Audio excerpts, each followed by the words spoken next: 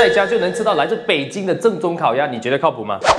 买来了，这是全聚德出的预制烤鸭，宣传是号称还原堂食90%的味道。那像我们广东这边呢，去一趟北京吃一次北京烤鸭，那不得花个大几千？那味道仅缺少10%，那完全可以接受。这个在网上买花了我258，配料表就是鸭肉，然后加点麦芽糖，相当简单。我是从没吃过，但奈何北京烤鸭的名气太大，老是缠我。全部都在这里了，大家觉得贵不贵？这个是烤鸭架，这2盒是片的这个鸭肉，然后还有一点这个饼，最主要的还送了一本这么厚的说明书，介绍他家店100多年历史，然后用的北京甜鸭，还有传承人的照片，然后这一面是怎么预热的说明书，预热好烤箱，然后把我们的肉放进去，这个烤盘这里烤完还掉色，插平摆盘，哎呦，喂，这个按它的说明书这样子刚刚烤好，我们要先试一下这个皮脆不脆先啊。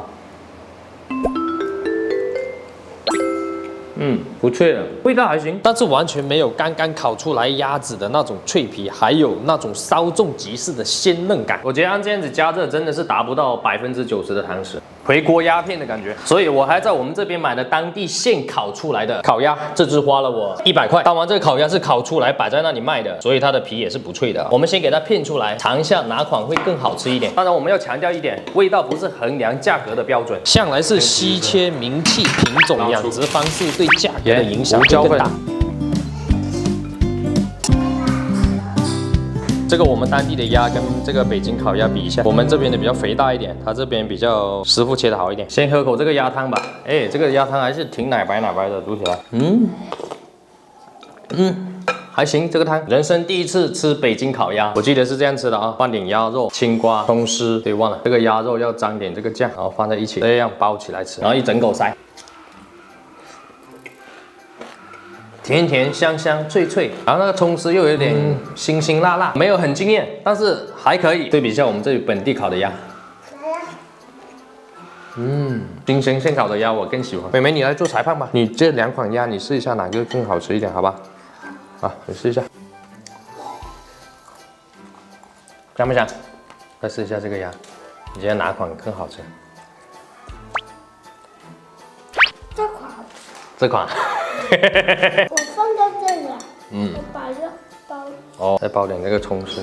我不爱吃葱。啊，不爱吃葱。来，你先试一下这个鸭肉，觉得哪一款更香？哪一款比较香？对。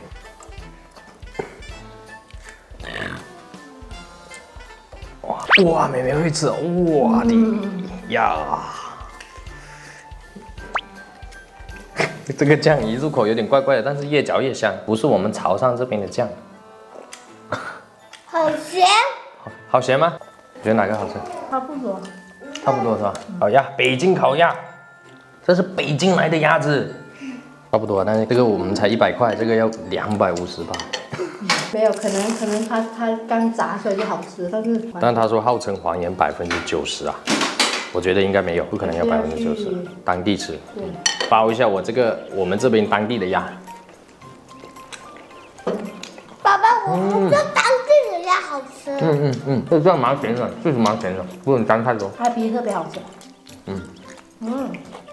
我们当地的烤鸭基本就是配的这个酸梅酱，是的，每个人口味不一样啊。拿这个北京烤鸭搞一下我们潮汕这边的酸梅酱，这样吃。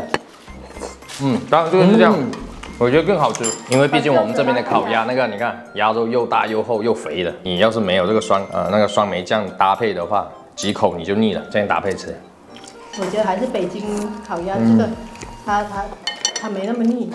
没那么腻。它这样子配，其实我更偏向于它的北京烤鸭的。对，你觉得吗？它那个青瓜跟那个肉，它就有那个层次感。个人口味啊。它的皮是我最喜欢的。烤鸭这样子搭配着吃，确实还是相当配的啊。烤鸭汤。那吃过北京烤鸭的小伙伴们，你们去当地吃一只多少钱？像他家出的预制北京烤鸭，你们觉得真有还原到90%吗 ？OK， 我们下期见，拜拜。大家就说你吃饭不笑，你要笑一下，好吧？笑一下，放开一点，弟弟，放开一点，怎么放开啊？